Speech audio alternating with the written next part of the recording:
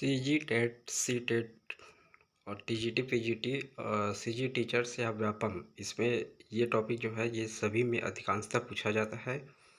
और जो factual question है, फैक्ट बेस्ड क्वेश्चन है वो तो बन जाता है, लेकिन जो कॉन्सेप्चुअल क्वेश्चन है, जो गद्यांश पद्यांश के अनसीन पैसेज सीन पैसेज के रूप में जो क्वेश्चन आता है उसको बनाने के लिए थोड़ा दिक्कत होता है। तो कॉन्सेप्चुअल क्वेश्चन को रटना नहीं पड़ता है, सिर्फ समझना पड़ेगा और समझने के साथ साथ आप उस क्वेश्चन को सॉल्व कर सकते हैं। तो चलिए देखते हैं। अपठित गद्यांश। अपठित गद्यांश पद्यांश क्या है? हमारा जीवन पाखंड में बन गया है और हम इसके बिना रह नहीं सकते। अपने सार्वजनिक जीवन अथवा निजी जीवन में कहीं भी देखते हैं, हम एक दूसरे को छलने की कला का खुलकर उपयोग करते हैं। इसके बावजूद यह विश्वास करते हैं कि हम ऐसा कुछ भी नहीं कर रहे हैं। हम इस प्रकार की भाषा का प्रयोग करते हैं जिनकी उस अवसर पर कोई आवश्यकता नहीं होती है। तो इसके भावार्थ को समझिए। ये पाखंडवाद के ऊपर जो हमारे जीवन से संबंधित है, जुड़ा हुआ है, उसके बारे में ये इस गद्यांश में कहा गया है।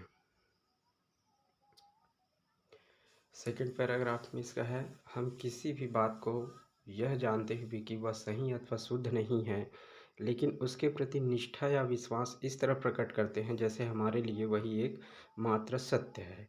हम सब इसलिए सरलता से कर लेते हैं क्योंकि आज पाखंडवाद दिखावा हमारे जीवन में अभिन्न अंग बन चुका है।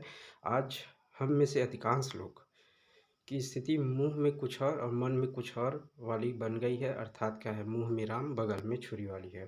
तो इस गद्यांश का भावार्थ यही निकलता है, पाखंडवाद हमारी दिनचर्या का अंग बन चुका है। तो इससे रिलेटेड 5 क्वेश्चन करते हैं। एक एग्जाम्पल के लिए इस पद्यांश को प्रस्तुत किया जा रहा है और इससे रिलेटेड 5 क्वेश्चन को कैसे सॉल्व करना है उसको देखते हैं। चलिए क्वेश्चन को देखते हैं। पहला क्वेश्चन जैसे लिया गया है, पहला क्वेश्चन क्या है? मुंह में राम बगल में छुरी, इसका अर्थ है इनमें से किस वाक्य से पता चलता है? अब 4 ऑप्शन है, इसमें से किस वाक्य से पता चलता है? तो पहला क्या है? हम इस प्रकार की भाषा का प्रयोग करते हैं जिसकी इस अवसर पर कोई आवश्यकता नहीं है। बी ऑप्शन में दिया गया है, मुंह में कुछ और मन में कुछ और। सी, चलने की कला का खोलकर उपयोग करते हैं। डी है, हमारा जीवन पाखंड में बन गया है और हम इसके बिना नहीं रह सकते। तो मुंह में राम बगल में छुरी का सीधा सीधा आंसर जाएगा। आंसर बी है, मुंह में कुछ और मन में कुछ और। सेकंड क्वेश्चन है, हमारे जीवन का अभिन्न अंग किसे बना लिया है? तो हमारे जीवन का अभिन्न अंग कौन सा बन गया है? पहला क्या है? पाखंडवाद, दिखावे को। बी है निष्ठा और विश्वास को। सी, सरलता को। और डी, भाषा को।